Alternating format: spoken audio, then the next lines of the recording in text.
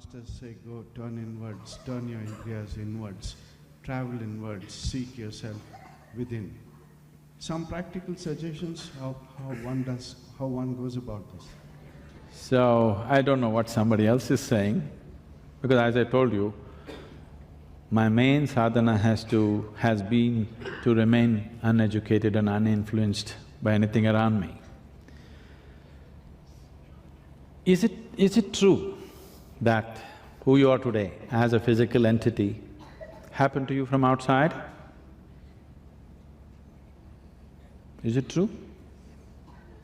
I think many of you have been constantly attending spiritual discourses, that's why you learned this. It doesn't matter what ridiculous stuff I ask, you'll say.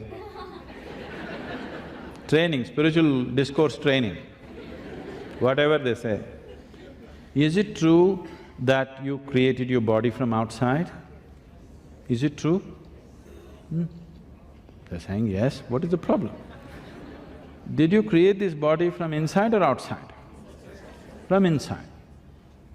So the source of creation is within. When the body was this small also, it was there, now also it's there, isn't it?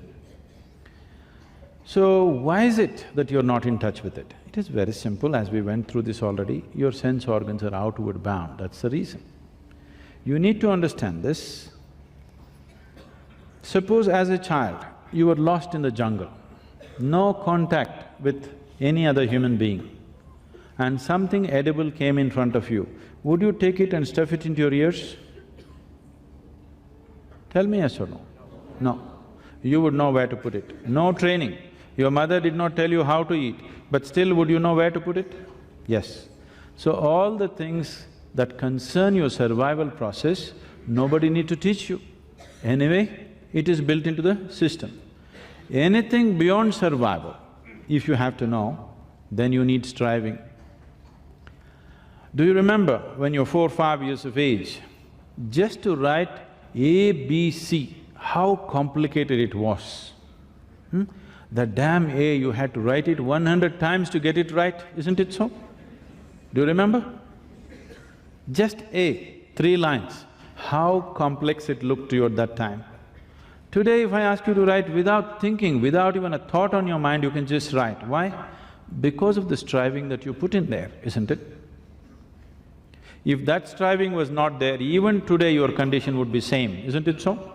To put those 3 lines, you would still struggle. So you need to understand this, anything beyond survival process will not yield to you unless you strive for it. Now, the question that you're asking is, can you give me some tips here, how to turn inward? Yes, I can give you tips, but obviously you're already a veteran, you've been to many places, you've heard many people and it's not worked. Do you want this place also not to work for you? Are you determined about that? No. If that is so, don't ask for suggestions. I don't give any suggestions to anybody nor advices to anybody. There are methods. If you explore these methods, you will naturally turn inward. Instead of going through a process, you are trying to intellectualize everything. It's like this. Somebody wrote, see all the spiritual books that you read, if you're reading them, it's a sure way to see that you will never be spiritual. Yes, because you will know all the jargon, but nothing will happen within you. Because you will intellectualize everything. Everything, what should have been a living experience, you will make it into knowledge. That's not going to work. So there are simple methods. Now, what we are offering as inner engineering is essentially this. If you give me 28 hours of focused time, your time, if you give me 26 to 28 hours of focused time, I will build a vehicle for you, which will naturally transport you inward. But you want it today evening, turn inward. Slogan, it's not going to work. The moment we are born as human beings, somehow our lives got complicated. If we had come here as any other creature on this planet, life would be very simple. eating, sleeping, reproducing and dying one day. Now we have to do all those things, but somehow where you are right now, wherever you may be, is not enough, isn't it? You want to be little more than what you're right now. If you know only money, maybe you're thinking of little more money. If you know only pleasure, maybe little more pleasure. Power, little more power. Everybody is wanting to be little more than what they're right now. The process of desiring is continuously going on.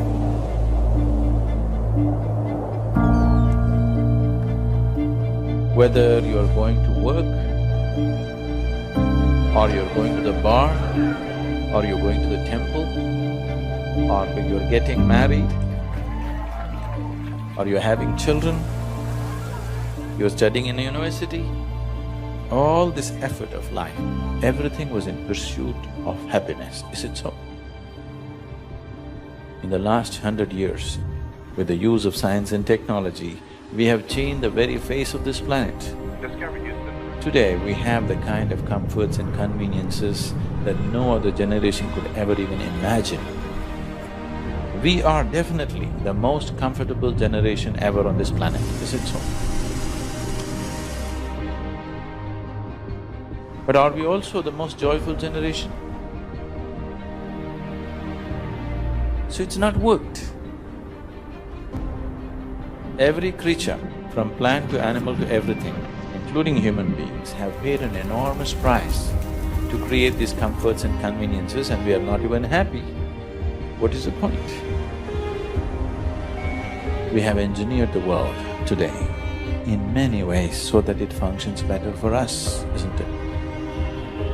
We have done nothing about ourselves. It's time to really look at it, isn't it? In the last 24 hours, how many moments of joy have you known? When you were 5 years of age, a child, how many moments of joy did you know in 24 hours? The whole equation has gotten reversed somehow. It doesn't matter where you are sitting in a palace or in heaven, but your inner situation is not good, it doesn't matter, isn't it? This mind could have been a source of ecstasy, but this mind has become a source of misery for most people, tension, anxiety, depression. Why?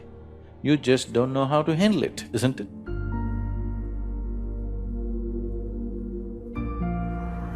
See, there's only one problem with your life. Life is not happening the way you think it should happen. That's the only problem. Is there any other problem? Nobody around you will happen 100% your way, isn't it so? Yes? Nobody happens your way, it's okay. The problem is, this one is not happening your way. That is the problem, isn't it? People have concluded that stress is a part of their life. Stress is not a part of your life, it is just that you do not know how to manage your body, you do not know how to manage your mind, you do not know how to manage your emotions or your life energies. Everything is happening accidentally. So if things happen your way, you have begun to understand in the world that you have to engineer it. The same with you. No inner engineering has been done for you, isn't it? Just by accident you're trying to happen. Now I'm talking about creating the right kind of chemistry within you, where to be peaceful and blissful is just natural to you.